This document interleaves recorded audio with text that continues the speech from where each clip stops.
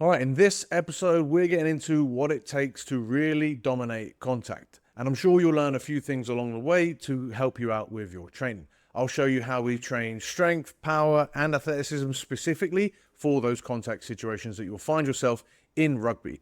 And then what needs to be in your program if you want to stop getting bounced and start really making a difference within the physical side of the game. Welcome everyone to another Rugby Muscle Podcast. I'm TJ, a strength and conditioning coach for ambitious amateur rugby players.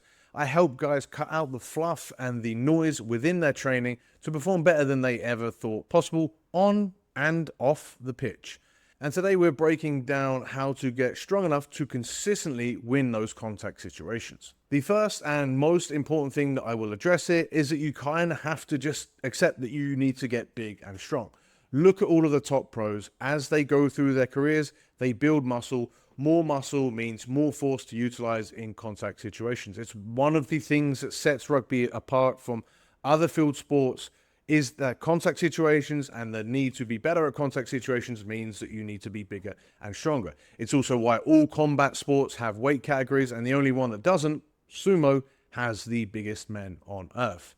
Training to get bigger will also get you stronger. The idea that you can train to get bigger without getting stronger, that you have some sort of muscle that isn't able to produce more force, is absurd. And it comes from bodybuilding's continual influence on the fitness industry.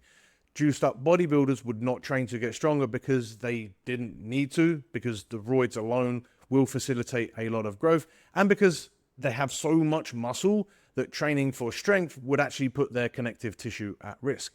If you're not injecting loads and loads of gear, that is not a risk that is really a thing for you. You cannot, I repeat, you cannot build muscle without also getting stronger. Yes, you can build strength without also building muscle, but that's a specific thing for the weight category sports, which are not rugby, and it's a different story. If you are a rugby player and you want to get stronger and as strong as possible and dominate collisions especially, then it serves you to build muscle because there is no limit to the muscle that you can build other than your genetics, which you will actually hit quite early on. And you're not going to be gaining 10 kilos of muscle overnight or within a few weeks, especially after you've been training properly for a long period of time. Now, with that being said, the same process will still apply because you can add a kilo a year. That would still be quality progress as you get more and more advanced. But the same process will also get you more jacked, but it will also help you prepare for contact, and it will build that base out for you to become a better rugby player. I remember a guy that I played with in my time in the States, John Ryberg, biggest quads you've ever seen. And guess what? He was repping out 220 kilos like it was nothing. Yes, for sure there's a genetic component within that, but the guy was just freakishly strong. And how was he in contact? Well, at the beginning of his career, not great. Well, this is secondhand stories from people that played with him in college, but he had such a solid base because of the strength and the muscle that he built. He became a beast. Essentially, he went from being this average but very jacked rugby player that wasn't that great to the MLR's top try scorer within a few years. The most important thing that he would have done to be able to do this is practice the game over and over and over. He would have for sure done some of the following concepts that I'll get into, but the most important thing he did was just continually improve as a player. Practicing the skills that are involved in contact, practicing the situations that he will find himself in, and just get more and more and more reps in and develop himself as a player. So when you see muscle-bound guys, it's not that they don't have functional muscle. This is people selling you on bullshit. It's just that they aren't good players. The muscle that they've developed isn't useless. It's just that they are unskilled within the game of rugby and they're untrained in the other 5 elements of rugby S&C in order to utilize that muscle to its fullest. So what does it take to build muscle, strength, and power that will help you in contact situations? Here's the foundation of things that we will use within Rugby Muscle. Number 1, lift heavy. I'm talking 1 to 5 reps, and I'm looking at an upper body push, an upper body pull. I'm looking at a lower body squat, lunge, and or hinge. And I'm adding weight to the bar or to the dumbbell or to a weight vest to pull myself up, Whatever I'm doing, I'm looking to add weight and I'm looking to really get stronger within those movements throughout a 3 to 8 week program. I then might change those movements after that period of time and then look to get stronger at other movements. I might also continually switch out the exercises every single week, and every time I come back to them, look to get stronger. If I am getting stronger, I know what I'm doing is working. If I'm not getting stronger, something's going awry. When we're building real contact strength, that is as simple as it gets. That's what we're looking at. Number 2, we're lifting moderately heavy. So we're looking at 5 to 12 reps, and we're looking at lots of different exercises to build muscle, to build strength in the areas that are important for us within contact. That's basically the whole body.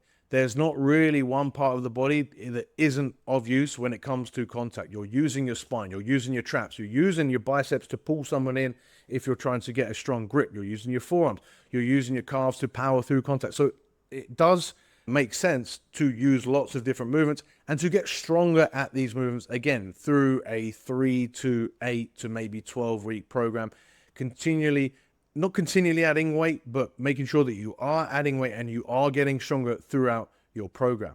Then number 3 is getting explosive. Looking at jumps, hops, bounds. We're building vertical and horizontal power. We're building change of direction power. We're increasing our body's ability to produce force rapidly in any given direction. And again, we're training that through a 3 to 8, maybe 12 week block. We're looking at different rep ranges as well. Within that, we might use 3 to 5 reps. We also might go 10 to 20 reps to build real good explosive coordination and become fluid with our movement. Number 4, sprinting. The faster you are, the more force you're producing going into contact as a carrier or as a tackler. The faster you're able to close down the distance between wherever you're trying to be to win the contact situations. Obviously, the earlier you can get to a ruck, the better. So being fast is always going to help your contact situations. Sprinting also allows you to build power, coordination, and intent. Number 5 is training movement within different positions. This is essentially the same as lifting heavy and lifting moderately heavy, but it's an extra consideration that we need to include within our program. We're looking at split stances, looking to get your hips nice and mobile and active to be able to find these different movements. We're looking at rotation. We're also challenging ourselves by performing the lifts at different speeds, emphasizing different portions of the lifts.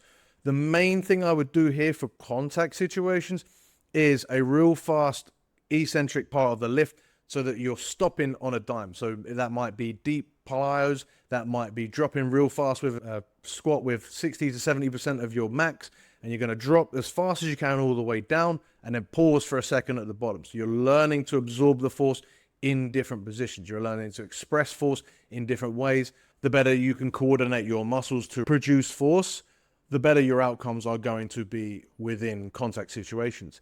And that's a really important thing that I said there, is to produce force.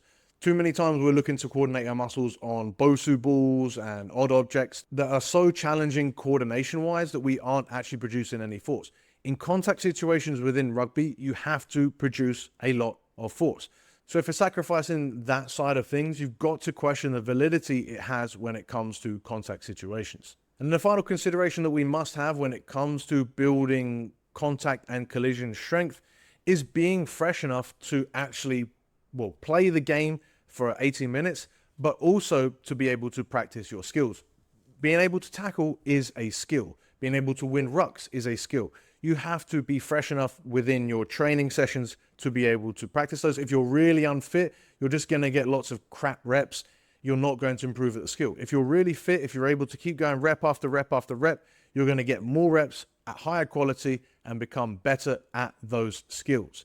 So the fitter you are, yes, it's cliche. Yes, I might be a broken record here, but the better your outcomes are going to be within your contact situations, not just within the 80-minute game, but also within training the skills itself. And now tying this together will usually look simple on paper. Like the programs that we'll produce within Rugby Muscle don't look overly complicated. They aren't complex to execute. But if you're going to coordinate it within your conditioning, your speed, your athleticism, your power, and you're going to make sure that you are continually getting better, it does take a lot of nuance, especially to then fit that within your schedule and ensure that you are moving the right needles forward. Not the needles that I referenced earlier, the needles, the needles on the gauge to show that you're improving. basically, if you want all of that sorted for you, if you want to make progress without the guilt, without the overthinking, I am available for one-on-one coaching. And if you're interested, the links for that will be in the description below. If you found this episode useful, drop me a like, in Spotify now, you can just comment. Give me a comment on Spotify. We are growing massively over there. Of course, if you're watching here on YouTube, say hi in the comments. Which of those tips did you find most useful and most relevant for you as a player? I'd love to hear this. Share this episode with a teammate who's looking to dominate on the field.